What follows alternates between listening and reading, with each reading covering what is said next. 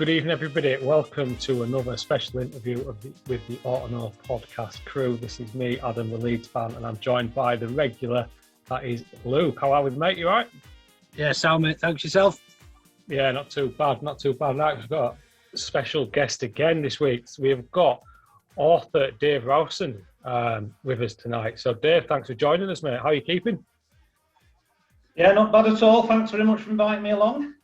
Looking forward to it. I know. Exciting times.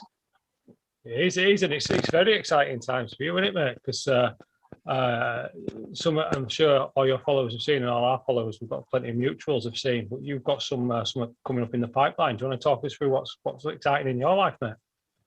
Yeah, it's basically over a number of years. I think people have got fed up of me telling them about the trips to Europe and what we got up to, and everyone kept saying you should write a book. So I guess the only benefit of lockdown was that it helped me do it. When I was working from home, not travelling, I decided to start putting a few words down. So in the first lockdown, I sort of got the shell of a book, and then in the second lockdown, I actually took early leavers from work. So I've kicked on and completed it. So decided that we'd do the European exploits. Probably got a second one in there from watching Leeds from the 60s through to today. But Chairman Charlie, who's our chairman of the Supporters Club branch, you can never get him to sit still long enough to get all of his memories out to put into a book. Yeah, well, so it's the sort of your exploits in Europe when you've been traveling. So when did you first start it? When does it go back to? I started with, basically, I started at 92, so from the year after we won the league. So it's basically Wilco's couple of exploits in with his team in Europe. So we've got the European Cup in 92, and then obviously we had a little flurry in sort of UEFA Cup in 95, fairly short-lived. And then we pick up again with O'Leary's team when we started to pick up again in 98, and that we had 5 years, which, I mean, when you look at some of the clubs in the Champions League, I think good God, we'd have been dead if we'd have carried on 10 years. 5 years was enough, so 2 semi-finals and games coming thick and fast at you some of those seasons, so it's basically the bulk of it is probably that 98 to 2002 when the unfortunately our decline hit us, and we've not been back since. And I guess for me the timing of it is just get a feeling that those days could be around the corner again with Bielsa if he carries on the progress that he's making, that maybe everyone will get to sample it again and get to Europe with Leeds. Yeah, absolutely. Must be. I mean, I've never. I remember the glories, but I never went away properly into the Europe. Luke, have you been on any away Europe? I've not been anywhere in Europe. I've been to the heights of Histon and Cambridge and Ipswich and a few other away days, but never out the country. No. One thing I'm really interested in, Dave, is what was your reason for writing this book? Obviously, you say you've got all these great stories. You've been on, I think it's 17. You've got 18 chapters in the book of different away days. Obviously, all fantastic stories within their own rights. But was it more for yourself, or do you think it's for a young Leeds fan that probably has never experienced that? Is it for everybody? What was the reason? Yeah, I think it's a bit of both. I mean, I think in terms of all the guys that I went on the European trips with, we're all getting that bit older, and it felt like, we're sharing amongst ourselves, but it would be good for people to be able to say, well, blimey, this is, these were the sort of trips and the sort of escapades that people were, commonplace when you were travelling away with your mates, watching football in Europe. And then, and I guess then, when I looked at it with Bielsa, I thought, like my lad's 14, and up until these last 3 seasons, he was probably embarrassed to be a Leeds fan when he was at school, and all his mates were City, Chelsea, you name it. So it did feel like, there is a lot of Leeds fans who've not experienced that, and it does feel like it is around the corner again for them. And it just felt like the time was right. And I mean, some of the folks who go on our supports club bus, I mean, the intro to the book, I've actually put some of the background to our branch. So, there's a bunch of us who Harrogate had a supporters club, but they sort of tootled around the home games, and but there was a pay-as-you-go service. You could rock up to a booking office and say, I'm off to Man City, I'm off to wherever, pay your money, get on the bus, no tickets for the match. And people used to go to the away games, and quite airy scary for a teenage lad picking yourselves up to say, come on, are we going?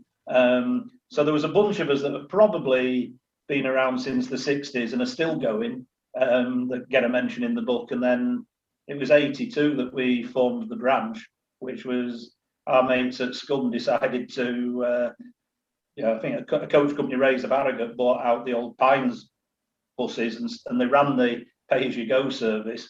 But then we got bricked at Scum, windows put through, so they stopped running it. So we had probably the back end of one season where we were travelling to Leeds to get on the special train. We were getting vans together, cobbling, getting to buses in Leeds for really long away trips. So I just thought, well, sod it, we might have to run our own. And the first one I ran was Tottenham in the FA Cup fourth round in 82. Got 40 lads to put £7 in, and we hired a Wally Arnold's, and it was 250 quid damage deposit, and it was a bloody war zone.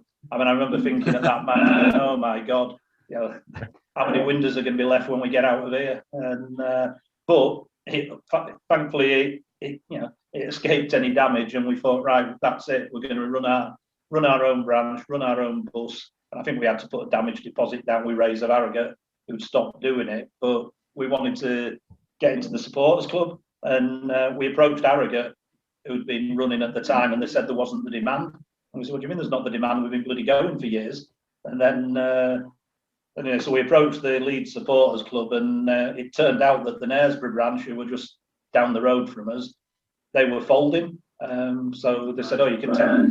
They're putting 50 quid back in the kitty. Here's 50 quid, off you go. Set up a new branch, run into the game. So we've sort of, I've put in about the branch, and also it's a little bit different in that I haven't launched straight into the escapades. I've done a bit of a background to the lads, the lads who were on the trip as well, because some of the crazy stuff they're doing necessarily wasn't on those trips. It might have been when Leeds weren't in Europe. Something's happened when we've had a lads autumn trip away. So I've given a bit of a background so that you get a feel for the sort of characters that you're going to come across, and you're not surprised by the daft things they do. Can you give us a little taste, Dave? Is there a particular character we should keep a lookout for, or within the book that you think might? Who's sitting uncomfortably? Yeah, there's one or two. I mean, Boise and Toby were always renowned. I guess they were my couple of travel buddies, and I think you'll find one bit in the book where I'm thinking, what the bloody hell am I doing? Must be an idiot traveling Europe with these two. And then 10 minutes later, there's a piece in there, and it just made me laugh, because I'm thinking I'm really peed off with them, and something happened in Amsterdam, and I thought, yeah, that's why I go with them. That's why you go. Brilliant. Go on, Adam. Go on.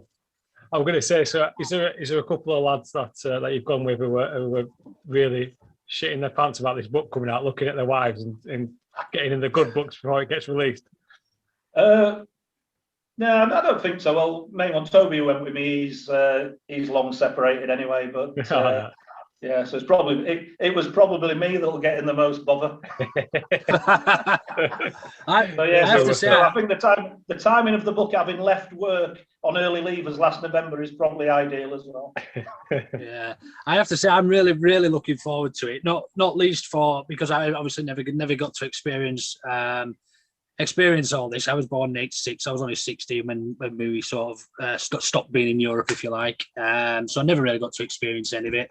I still have fond memories of us being in Europe and being a top competing side and stuff.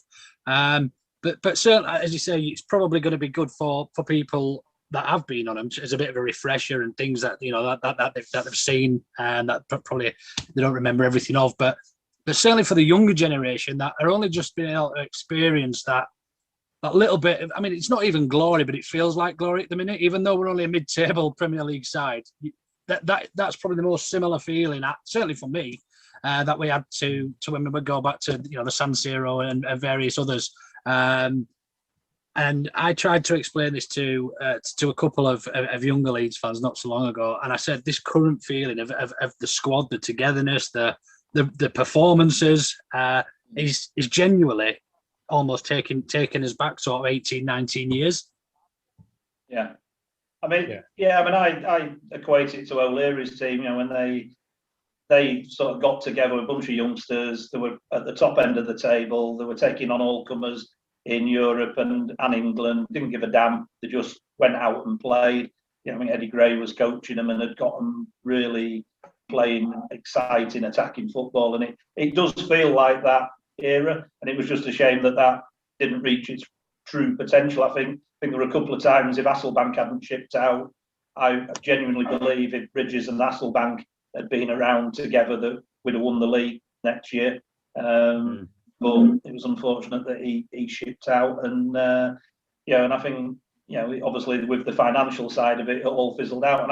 And it's funny because I said to someone, I said you could sum it up and say, well, in the book there's lots of escapades that lads at football and going across Europe you're going to get into. You can't help it. It's almost occupational hazard. Goes with the territory, whether it's people, police, whatever. You just can't help it because you're in that environment. And but there's also not a lot of football in the book. I've seen some books and they're always telling you this happened, that happened. But well, a lot of the people know what the runs were, what the games were, and it is more about the people who are on the trips and the camaraderie, and it's a little bit like Auf Wiedersehen, pet meets, whatever, just a bunch of lads. I think one lad I was talking to from who I used to see on him, he described it as, he said it was like going on a stag do every fortnight. It was just that sort of. Every fortnight you were going on a trip and with the lads, and that's it. That's how it felt. It was like a special trip, but you were doing them, week after week. And I mean, one of them, I can't remember. I probably did put it in the book, but we were actually, Moscow was the hardest one for me because we never went with a club. I mean, that was one of the things. The club sometimes told you that there was only tickets on the official trips. So like Eindhoven, me and Stella, who now runs our branch, we said, well, sod that. We're not flying in, going in the ground, maybe getting a pint and coming home. If we're off there, we're off for a few days. So we got the ferry, made our own way, got into Eindhoven, and we ended up with tickets in their end. But in Moscow, it was like visas, you had to have an invite. So I think I spent about half a day at work faxing the Russian embassy. 15 of us went. So I got all the passports, all the visas, to be invited in, just to be able to get there. And then we were outside like a cheap bar, and we were taking the mick because one of the lads said, "Oh, it's my round," and I think it cost him about 60p for about 9 beers. So he got 60p for 9 beers, and he's going, "Oh, it's my round." And bugger off, Roger. I think we need a kitty here.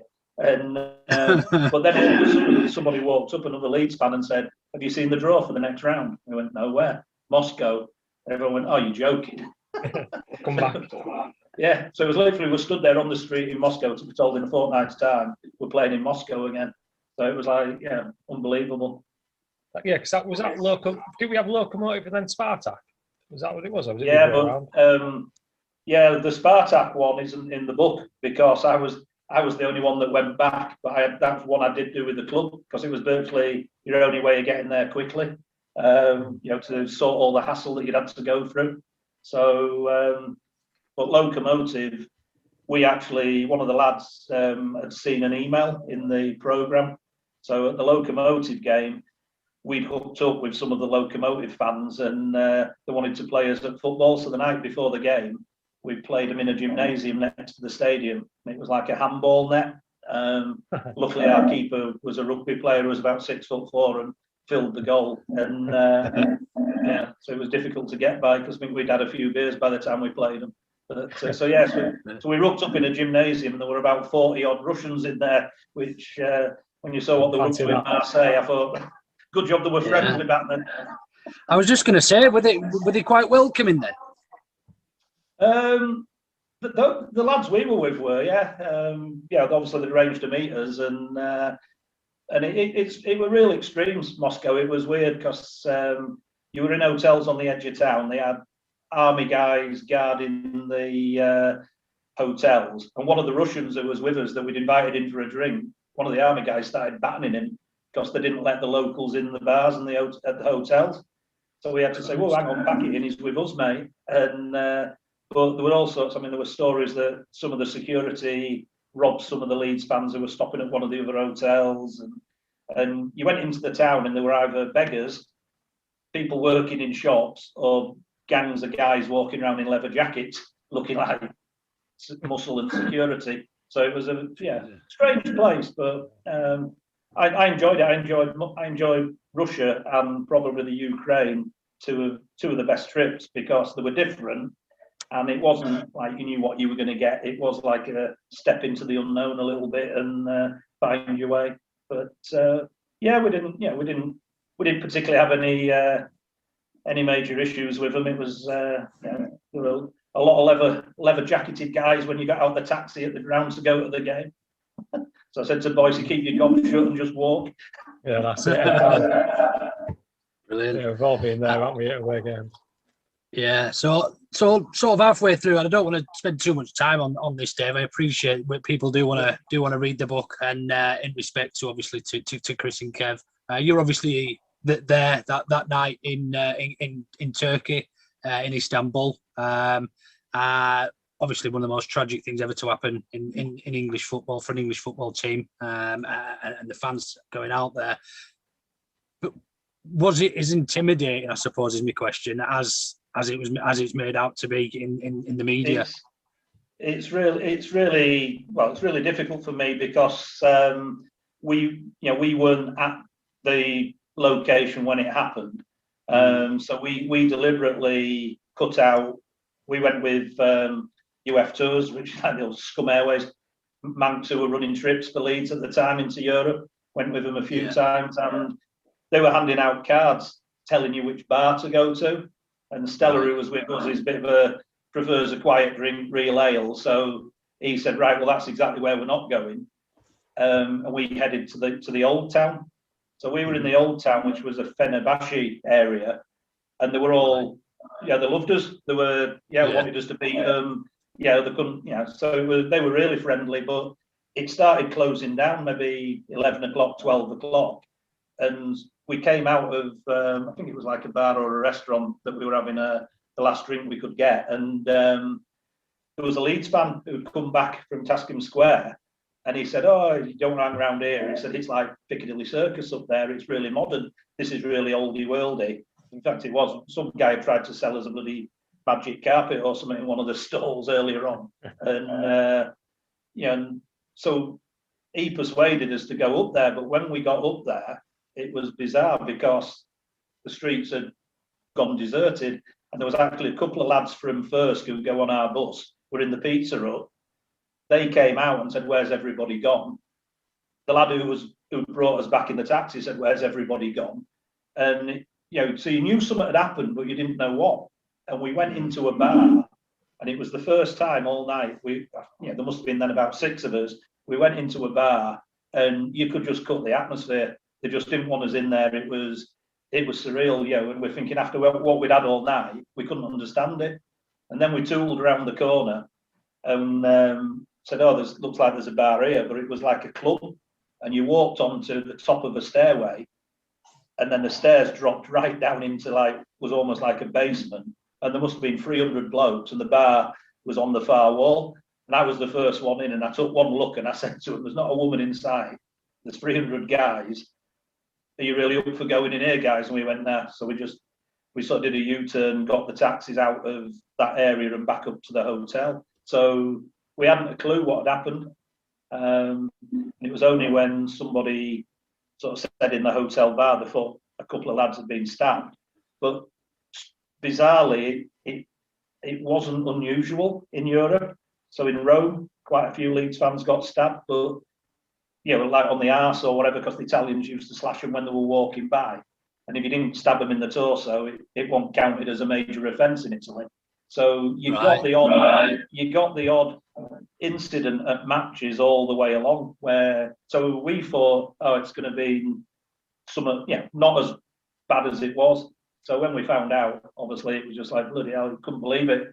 And then it was total lockdown. We were just locked in the hotel the next day, surrounded by police, and we didn't know if we were going to go to the game or not. We knew the Leeds fans back home had been stopped from coming. And it was, then eventually they said, oh no, the game's on and they're going to bus you straight into the ground. And it was like, took you on buses and tanks outside blocking the end of the road. And at the end of the game, it was like straight out the ground and not into the airport, straight onto the runway and onto the plane and away. So it was like, never seen anything like it. It was just, But I mean, the ground was just like, they were hostile, and as you get in a lot of places, I couldn't even imagine what it was like for those who were there. I mean, I've spoken to one or two of them, and but it's unless you're in that situation yourself, it's just like to have to deal with that, is unbelievable. And and they did cover it up. And I mean, the backstory to it, and it is in the book, is that my aunt in the 70s married a Turk and actually lived in Istanbul. Right. And years ago, she started in the hotel industry, and the hotel that she originally worked at was the Craiglands Hotel, where Don Revie took the team. So she was really close to the Leeds players. In fact, it was through her that we got the FA Cup final tickets for 1970, 72 and 73. But then she started travelling, married a Turk, and so I went there on holiday in the 79, something like that. To Istanbul, so it was the second time I'd been there, and one of her neighbours was the Galatasaray, club medical officer. So I picked up a couple of snippets of what was coming out of their club afterwards, and it wasn't exactly showing any contrition or empathy or anything. So horrible club. It's not. So when people say it's not their fault, well, it might not have been, but they didn't do anything to endear themselves to anybody or show any remorse for what happened at all. And if anything, they closed ranks and tried to cover it up with the authorities and put all the blame on the Leeds fans and everything else. Which, but as you say, it's really tragic, and you don't expect anybody to go to football and not come home. No. So sad. I think the really alarming thing, Dave, there is for me that you said it was expected to go out to Europe and get and expect for a couple of lads to get stabbed. In this day and age, for me to hear that is just absolutely bonkers. Do you know what I mean? But for you, as somebody who's obviously been there and done it, and probably obviously been to a lot more games than I have, and a little bit older and that, but it's almost the expectation was that you went to Europe. There was a chance that you were going to get stabbed. Yeah, I mean, you have to. Well, it's like any game of football. You have to keep your wits about you. But to be honest, it was one of those where, I mean, I look back at what we did and thought, blimey, we must have been. We were either lucky or stupid.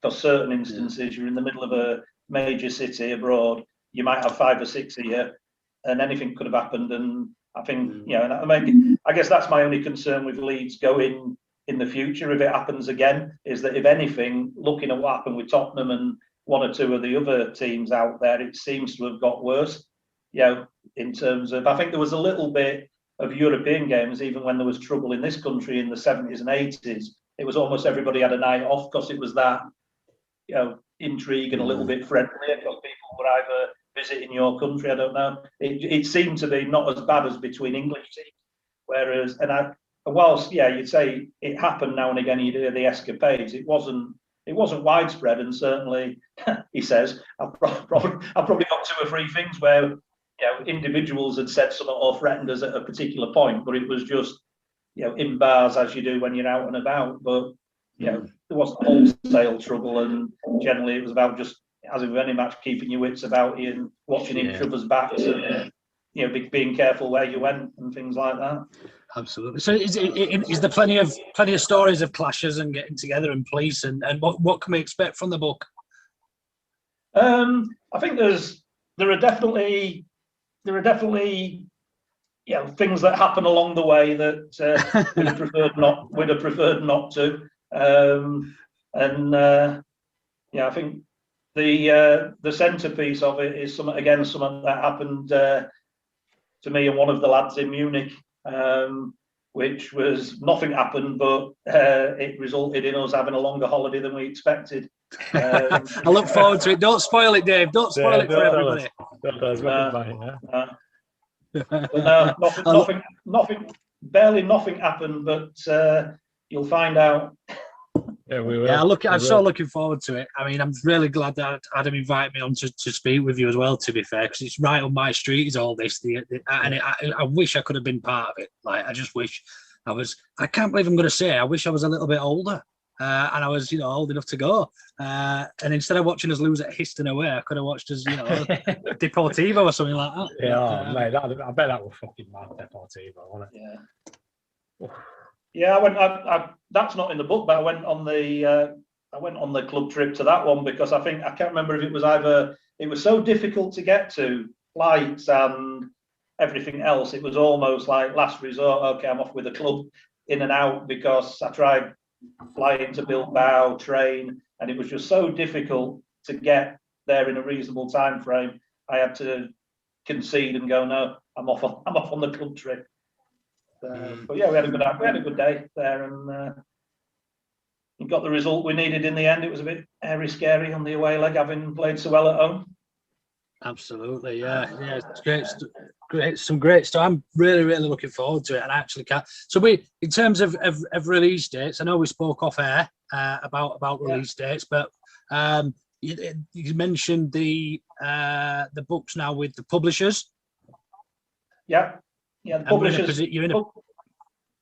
Go on, sorry, publishers doing the sort of final proofread. It's been through the editor back to myself, so I did my final mods probably Monday this week.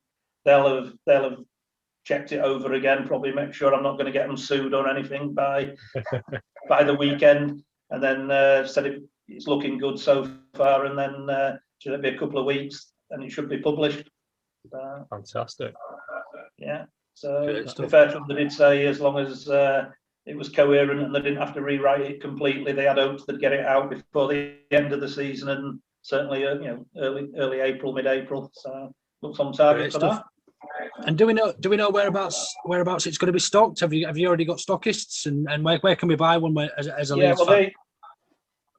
It'll be on Amazon, so they tend to put it on Amazon, but they also send it out to the market and see if any of the bookstores, etc., want to take it. I think there's a little bit of me needing to do some legwork once it's definitely say right, that's it, it's being published, and might be local ones in Harrogate or even in Leeds that might fancy it. I think the Leeds club shop are a bit, one or two they'll put in there. The others they don't seem to want to touch with a barge pole.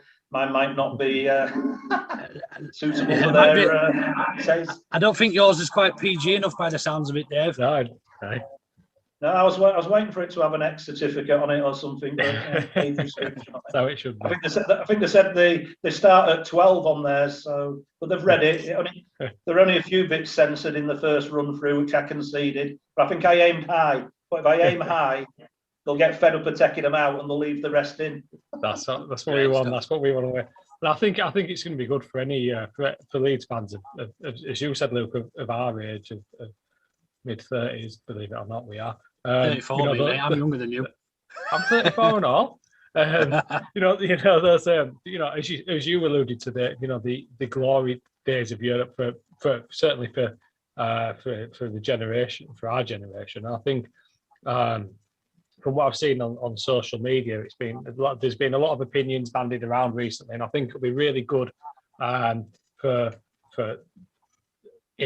different age groups to actually read about what this club was all about in 1992, when a lot of the people who were getting upset by certain players and certain things happening within the club, they weren't even born. So I think it'll be a really good educational piece I would like to think. I don't know if I learn about football though. Oh no, who cares about the football? Yeah, no, you're not aware, Dave. But do you know what I mean? I think they'll learn more about what it means to be Leeds United, and I think it's a really good time to bring it out there. So just on that, Adam, I don't really want to pick it up with you, Dave, because he's still a Leeds United player. But just in a few words, what are your thoughts if he does go there? Misguided completely. I think, I I like Alioski, but and I know people have been saying, "Oh, grow up, be more mature," to people who've said they can't. I asked my wife and said, what's your views? And she was naming obviously Scum, and then she had to go to Man City, and she actually said she couldn't comprehend anybody from Leeds going there. And that's my missus. And I said, yeah, that's my thoughts exactly. And I said, if he's been at the club and he understands the club and has developed that knowledge, I mean, I don't care about money, contracts, whatever. He's a free agent. He could go anywhere. So, I just think, I said, I feel sorry for him. If he does it, I feel genuinely sorry for him. Do you think it's his agent then? I don't know. If he does go there, I mean, we're speculating, aren't we? Because he's still a Leeds United player. There's been nothing solidified, and it almost feels a little bit backward talking about it. But there's been so much speculation recently, and there's been so much on social media that I think we just have to address the elephant in the room while we're here, just really quickly. That was all. No, I'm fine with that. I mean, I'll be disappointed in him, but I'll feel sorry for him in the to have been at Leeds and achieved what he's done. And then whether his agent or himself, I just think, it's just a damn shame if he does it. I think it'll be a bit of a kick in the balls for Leeds as a club. So somebody we've celebrated so highly and enjoyed watching, and has helped us gain promotion after 16 years and all that. Who's then going to be going to a stadium in Istanbul and be cheered by the same idiots that did whatever happened on that night, So I think that's my biggest deal with it. On the other hand, I can see he's got, he's coming to the end of his career. He's got European football, but somebody said to me earlier on, he could go get European football and play for Celtic or Rangers. Do you know what I mean? Yeah. So, and I know it's over the border from where he lives and all the rest of it, but I think that again heightens it even more. That you think, well, he should be aware of what's happened. And I know they say he was young. Well, we could all do things and say, oh, well, I didn't know about World War II. I didn't know about whatever. And so don't cut. Good point. And thanks for being so honest and sharing that. I know it's a touchy subject at the moment on social media, but everyone has got their opinions, and it's good to hear somebody's opinion who was there. No, they shouldn't abuse him. They shouldn't abuse him. And for me, if he goes, that's it. He's forgotten. I just almost don't want out to do with it anymore. But he shouldn't be abused, and the stuff on his bloody box was out of order completely, just lowering themselves to their standards. Just at the end of the day, if he goes, that's it. He's almost like well said. Lost to us. That's it, done. And that's why I'm disappointed. Listen, if we've learned anything from what happened out there with Chris and Kev, is that hatred and that sort of behaviour. I know it's a very different level of murder and defeat. I mean, on that, I came.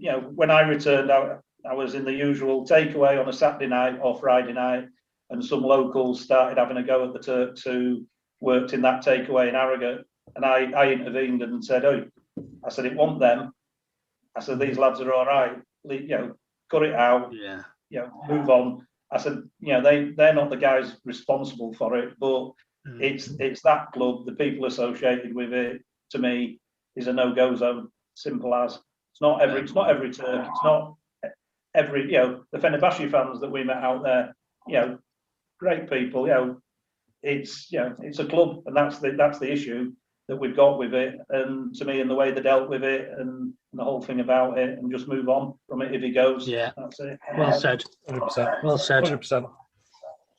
100%. Oh, well, I think I have one more question around the book, and then what I'd like to do, Dave, if you're happy, is just ask you 5 quick fire questions, and you just got to give me the first answer that comes to your head. The first question, actually, it's a double-barrel question.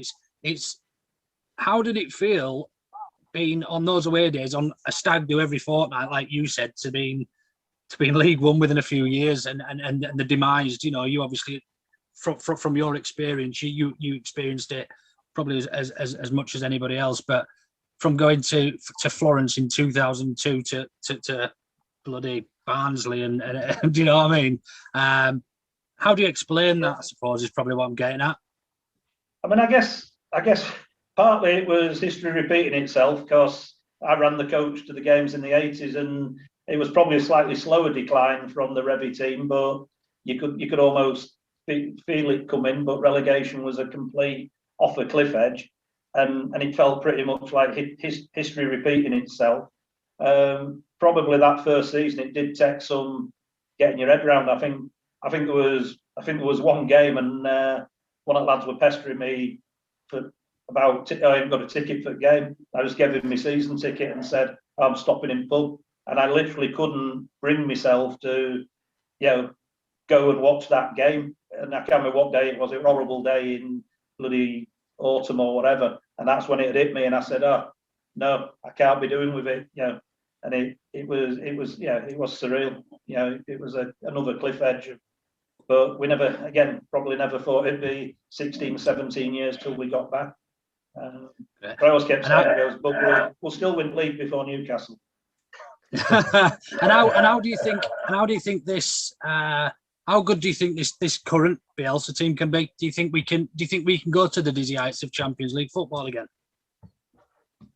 I think the way we've played this season, and with the injuries that we had to the lads that he brought in, if they sign another 2 or 3 of that type of quality, because we haven't seen Llorente, and then all of a sudden, once he gets a couple of games in, you think, this is why they've signed him. And obviously, I think Cocker was meant to be the cover for Phillips, as well as being able to play centre back, but Struijk had to go in there, and you could tell he wasn't comfortable, particularly playing that role, but he did it. But he looks a class centre backs, and some of the young kids we've got coming through. So I think with 2 or 3 more quality additions, then this season, looking at it, if you can eliminate some of the defensive frailties, then there's no reason why we shouldn't be starting to push for Europe. And it's fine margins. Then once you're in that hunt for those places, you can quite easily 4th to 8th. There's not a lot in it. Bits of luck along the way. So I think the plan that Rad's set out, where he wanted to build and get into Europe, I would imagine next season, the way it's gone this year, that they will be wanting to break into those European places. 100%. Probably won't come out and say it directly. Probably say it's still a year off, but I think behind the scenes they'll be seeing that as achievable. Yeah. By defensive failures, do you mean Alioski and Cooper? I think set pieces for me, it's very difficult to criticise Bielsa. I have a mate who used to play Sunday League football who will tell me he could defend corners better, and so everybody will look at some aspects of it and say, we've got to be better at corners, and you can't go a season not defending corners, the way that we've done. But I think for me, Cooper's been, Cooper, Dallas. There were a few of them in the Championship. I'd have said, well, they're never going to make it.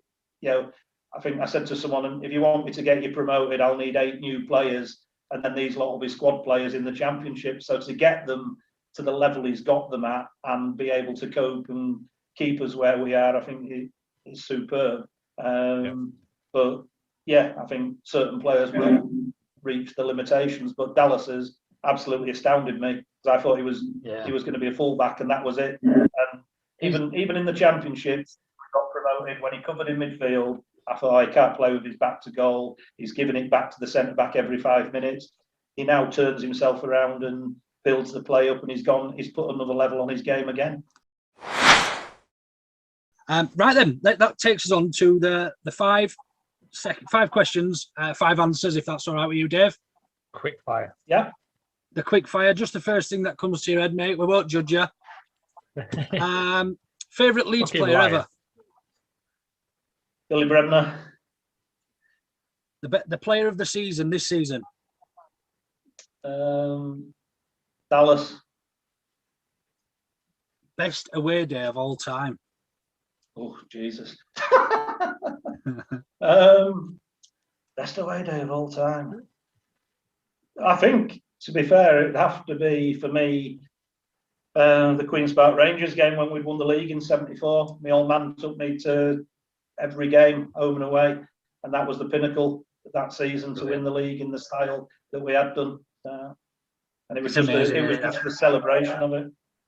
Brilliant. Or brilliant. Sheffield United, another one winning the league. Yeah. Well, that probably ties in nicely to this next question. What's your best moment of being a Leeds fan? I think me and Chairman Charlie sat in a pub near Halifax after the Sheffield United game. Everybody was in the TV room watching Liverpool v Scum, and we just sat having a pint going, that's it, we've won it. And we just had a quiet pint together, and everyone's getting excited watching the telly, so we don't need to watch that. We've won it. And that, What brilliant, yeah, what a brilliant just experience. I think because in '74 I was a kid, and whilst it was like euphoric to have won the league in the style we had, and I've been to every home and away game, to do it when I could actually enjoy it and have a beer, and I mean that Sunday night, Jesus, I had an appraisal at work on the Monday morning, and I woke up at my grand's in Harrogate because I was living in York at the time, and rang my boss and said, "Oh, I think my appraisal's in about half an hour, I'm going to be late." And I got there, and he was a Wrexham fan, and he just said, "I didn't think you'd come in today," and all he did was talk to me about winning the league for an hour and a bit. Brilliant, brilliant. It's amazing how these memories can stick with you in it through time. And finally, who is your all-time hero, whether it be football or in your personal life, Dave?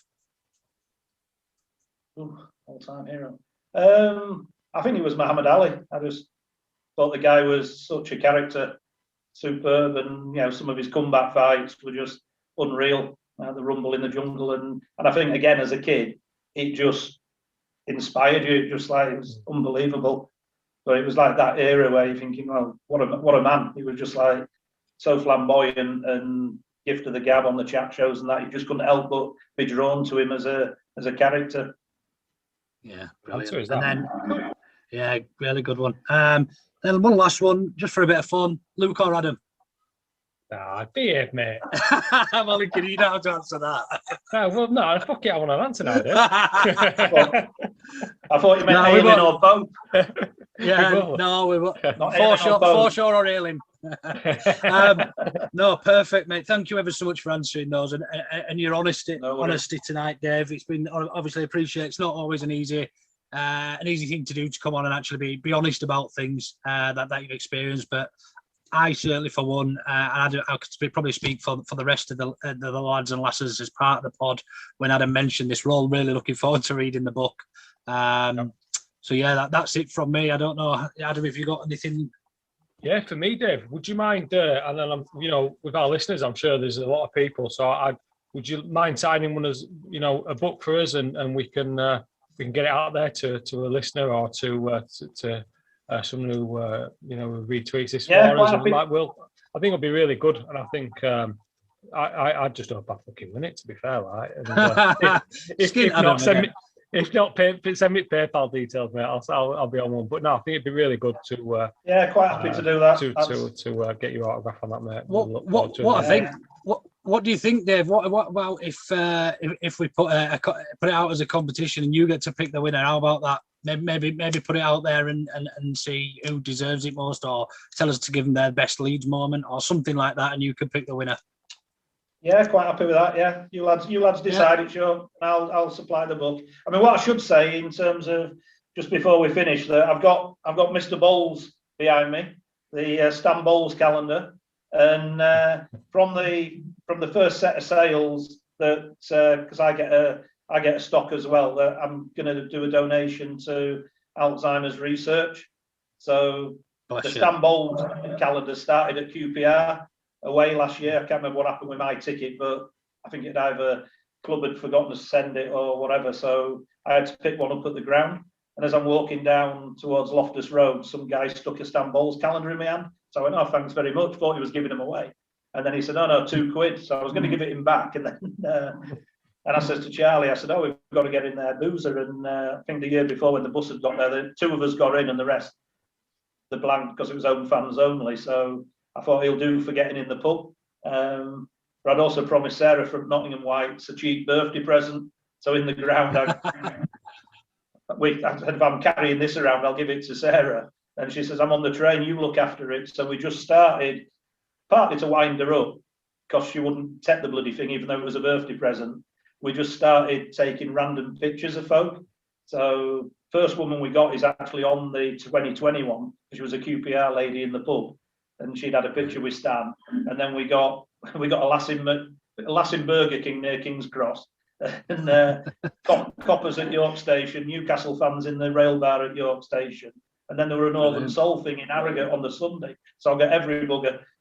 So then we started doing it in Leeds, and it became it were on social media, and so I thought, it was getting a bit of traction, so we thought we'll try and put it to some good. So I'm actually trying to speak to the club to see if we can actually put up a stand outside Ellen Road and take some donations for Alzheimer's research, which obviously got Jack Charlton, you've got Worthington, Gordon McQueen, host of people, as well as, like my grandmother had it as well when I lived with her. So, I know what it's like in terms of Alzheimer's and how it affects people. So we're going to try and do it just to raise a bit of money. QPR fans sold the calendar and, said we managed to get it in the Leeds programme. They couldn't even get it in the QPR programme, they said, because the club didn't want to know. So that's the power of football. Well, good luck to you with that, Dave. And if there is anybody who listens to the podcast who can help Dave with getting in touch with the club or anybody like that and getting with regards to getting a stall, please do get in touch with us either through Twitter. And I know Dave's on Twitter as well, and he'll be tagged in his book and his website and wherever else you can get the book and everything. We'll have it all in there for you. So you can make contact. I'm sure Dave will be happy to answer any questions you've got about any of those away days or anything else, in fact, probably. That's it. Yeah. DMs are always open. Cheers, lads. Pleasure. Thank you so much. Dave, cheers, pal. This interview on behalf of the Orta No Better podcast was with Dave Rowson of the Harrogate Lights. Find his book, We're Not Leeds, We Are Leeds, on Amazon and at well-known Yorkshire bookstores soon. Thanks to Adam and Luke for conducting the interview, and thanks to you for listening. Join us again soon for further interviews, match reviews, stats and referee assessments. Thanks to Jen Jamming Tax for the theme music, and Emily Render for the artwork.